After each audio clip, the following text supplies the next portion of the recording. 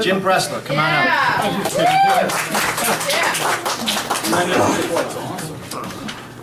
Okay, thanks. To preface this, there's a piece I'm working on, and it just happens to be about fear, but more importantly, it's about what I think fear is. I, personally, my greatest fear is the fear of public speaking. And it's not this part right now, it's not the words going to the microphone, but I'll tell you that fear was that tile, and every tile I stepped in on the way to this podium. Fear was this microphone and that speaker with no sound coming out because it was waiting for me. Once I start doing this, it's okay, but sitting in that chair, wondering if I can interrupt Tom and say, well, could I speak, knowing I was putting on my own blindfold and lighting my last cigarette. To me, that was fear. Now, of all the people who taught me what fear really was, it was my grandmother.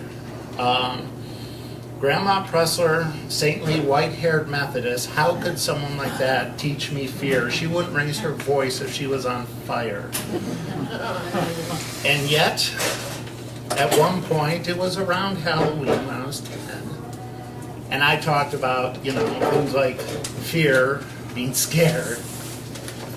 And she explained the difference to me in words. It was even tough to understand when I was 10. It took another 40 years for it to really kick in. She spent 40 years married to a very dangerously violent man who we called Grandpa. But was that fear for her? No, that was scary. That wasn't fear. She brought up a family during the Great Depression. Fear? Hardly. Very scary, making one day to the next, trying to make a couple of eggs, feed the family. Oh, and she raised 5 boys.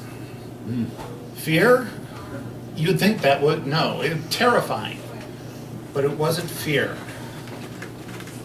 She explained it to me in the simplest terms.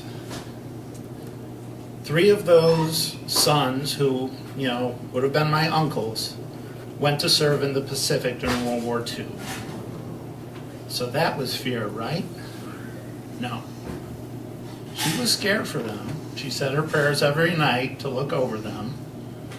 But that was all she could do. Fear was February 28th, 1945, standing on her porch. She heard a car park at the corner of Washington Street, and it was a military vehicle. And an officer stepped out with the town chaplain, and they looked up the street and started walking. That's when she said she knew what fear was. She said she didn't know it was fear, but she knew nothing else. No other feeling went through her body. She didn't know how cold it was. She didn't have her jacket on. But she only felt one thing. And she looked at these 2 men. The officer looked at the mailbox address, then mentally just nodded along, head counting his way down the street towards her place. And her whole life at that point was fear. She didn't know which of her sons was not coming home. Maybe none of them were coming home. She could only focus on the 2 men coming up the sidewalk towards the house. She said she had never known anything like that. When her last son was born, my father, it was a dangerous birth. He was touch and go for a few weeks. She was touch and go for a few weeks. That wasn't fear for her. But now, as these 2 men approached her house, she had never known anything like it. And she told me nothing since.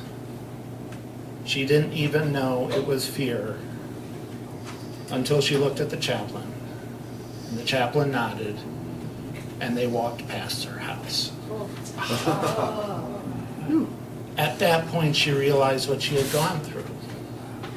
It was the fear of the worst kind. It was the fear that she had no clue what would happen, but what was about to was something she had never truly believed could happen. The relief was so great that she said she actually didn't listen when the officer and the chaplain went to her neighbor's house and told them their only son had died. But she said, being scared is fine because you'll get past that. Fear is something that you make for yourself, that torments you because you bring it in.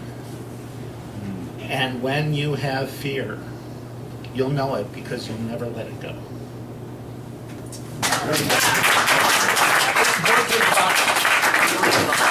Anybody else? Yes, let's see the finished product. Yes, okay. Yes. Please, finish this off.